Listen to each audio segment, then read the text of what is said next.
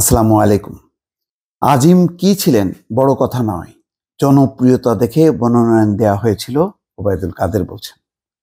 দর্শক, খুবই দুর্ভাগ্য আমাদের রাজনীতিতে। আজিম কি ছিল সেটা তো তার দলের অনুসন্ধান করার কথা। এখানে বক্তব্য দেখছি যে সাংবাদিকদের উপরই দায় চাপাচ্ছেন, যে আপনারা আগে কেন বলেন যে সে লোক খারাপ ছিল, তাহলে আমরা মানে কি বলে নমিনেশন দিতাম না।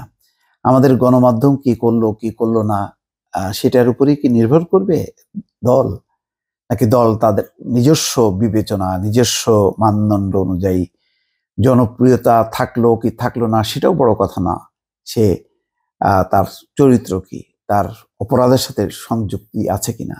এখন যে সমস্ত খবর বেরোচ্ছে খুবই লজ্জাস্কর ব্যাপার, যে সোনা চোরা চালানের আন্তর্দেশীয় যে চক্র, সেই চক্রের ভাগ বাটোয়ারা নিয়ে তাদের মধ্যে মতবিরোধ, হুন্ডি, এই সমস্ত যত অবৈধ স্মাগলিং, এই সমস্ত বিষয় নিয়ে বিরোধের জেরে আনার খুন হয়েছে কলকাতায়।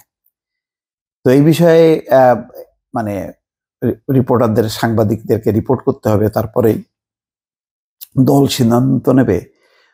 তো দল তো রাষ্ট্র ক্ষমতায়, তার বিভিন্ন উইং আছে, এজেন্সি আছে, তারা কি করে? তারা আনার সম্পর্কে রিপোর্ট কি দেয়নি দলকে? নাকি দিলেও যেহেতু তিনি জনপ্রিয়, যেহেতু তার টাকা আছে, সুতরাং তার প্রভাব আছে, সুতরাং তাকে নমিনেশন দিতে হবে? আসলে এটাই হচ্ছে এখন ক্ষমতাসীন দলগুলোর হচ্ছে চরিত্র। তারা দেখে যে তার অর্থ আছে কিনা, ক্ষমতা আছে কিনা। অর্থ এবং ক্ষমতা থাকলে তার জনপ্রিয়তা মাপার কি মাপকাঠি আছে? কোনো নির্বাচন হয়, দলের ভেতরে নির্বাচন হয়, দেশের নির্বাচন আছে, তিনবার যে নির্বাচিত হলো সবই তো আমি ডামি নির্বাচন টাইপের।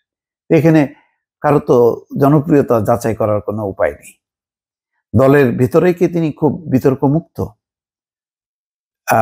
তাকে নিয়ে কি দলের ভেতরে কোনো ইয়ে নেই, মতবিরোধ নেই? যাই হোক, এই সমস্ত প্রসঙ্গগুলোকে এখন চাপা দেওয়া হচ্ছে, কেননা বড় ধরনের কেলেঙ্কারি সামনে চলে আসছে। এখনো হয়তো দেখা যাবে যে এই সমস্ত ঢাকা দেওয়ার জন্য পুরো বিষয়টি আর জনগণ জানতে পারবে না, যে আসলে আনার কেন এই খুন হলো কলকাতার মাটিতে। ভারতে খুন হওয়া ঝিনাইদহ 4 আসনের সরকার দলীয় এমপি আনোয়ারুল আজিম আনার স্বর্ণ চোরাচালানকারী ছিলেন বলে দেশটির গণমাধ্যমে সংবাদ প্রকাশিত হয়েছে। এই প্রসঙ্গে ওবায়দুল কাদের বলছেন, তিনি কি ছিলেন সেটা বড় কথা নয়, তার জনপ্রিয়তা দেখেই দল তাকে মনোনয়ন দিয়েছে। বৃহস্পতিবার তেজগাঁওয়ে এক অনুষ্ঠানে তিনি এই কথা বলছেন। চিকিৎসার কথা বলে ভারতে গিয়েছিলেন আজিম। 8 দিন নিখোঁজ থাকার পর গতকাল বুধবার তার খুন হওয়ার বিষয়টি নিশ্চিত হওয়া যায়। আওয়ামী লীগের সবাই সাংবাদিকরা আজিমের প্রসঙ্গে প্রশ্ন করেন। ওবায়দুল কাদের বলেন, এমপি কলকাতায় মারা গেছেন, তাকে হত্যা করা হয়েছে, তদন্ত শেষ হওয়ার আগে আমরা কিছু বলতে পারবো না। তবে তিনি আওয়ামী লীগের এমপি, সে কি ছিল সেটা বড় কথা নয়। সে যে এলাকার প্রতিনিধিত্ব করে, সেই এলাকায় গিয়ে দেখুন তার জন্য শোকার্ত মানুষের হাহাকার। সে প্রতিনিয়ত কোনো গাড়ি নয়, মোটরসাইকেলে করে সারা এলাকা ঘুরতো। তাকে আমরা তৃতীয়বার মনোনয়ন দিয়েছি জনপ্রিয়তা দেখে। এখন সে ভেতরে কোনো অপকর্ম করে কিনা এসব যখনই প্রমাণিত হয়, প্রধানমন্ত্রী কিন্তু জিরো টলারেন্স। অন্যায়কারী অপরাধী দলের লোক হলেও তিনি ছাড় দেন না। ওবায়দুল কাদের বলেন, আপনারা এখন বলছেন কলকাতায় তাকে চোরা কারবারি বলছে। আমি সাংবাদিকদের বলবো, আপনারা কি তিনবার জাতীয় সংসদের এমপি নির্বাচিত হয়েছেন? তখন কি আপনারা এটা পেয়েছেন? এখন ভারতীয় সাংবাদিকরা কোন তথ্য আনলো সেটার উদ্ধৃতি দিচ্ছেন। আপনারা তো এই দেশের নাগরিক। সে যদি অপরাধী হয়, সেই অপরাধটা আপনাদের অনুসন্ধানী প্রতিবেদনে এলো না কেন? ওই যে এমপি নিয়ে, মন্ত্রী নিয়ে কয়টা সাংবাদিক, কোন গণমাধ্যম অনুসন্ধান করে? আর যখনই করে তো তার 12টা বাজে, সেই প্রতিষ্ঠানেরও অবস্থা খারাপ হয়ে যায়। এমন হয়েছে যে প্রকাশ হয়েছে, তারপরে সেই কন্টেন্ট ফেলে দিতে হয়েছে, হয়নি? চ্যানেল 24-ই তার বড় প্রমাণ। অনুষ্ঠানে সভাপতিত্ব করেন যাক মোজাফফর হোসেন পল্টু। সেখানে অনেকে বক্তব্য রাখেন, কিন্তু এই ধরনের বক্তব্য এখন সাংবাদিকদের উপরে দায় চাপানো।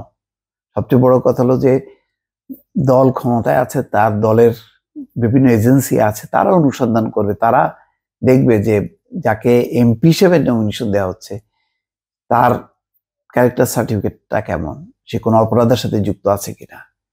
তাহলে দেখা যাচ্ছে যে এগুলি কিছুই করা হচ্ছে না।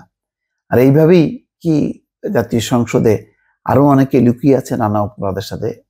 বলা হচ্ছে তো যে এই সংসদ হচ্ছে টাকা পাচারকারী ব্যবসায়ীদের অনেকের অবস্থান আছে এই জাতীয় সংসদে। তো তারা কোন দলের? এখন তার অন্য কোনো দল নেই, যা আছে সবই তো আওয়ামী লীগময়। সুতরাং দায় দলকে, দায় নিতে হবে সরকারকেই। দর্শক ভালো থাকবেন, আল্লাহ হাফেজ।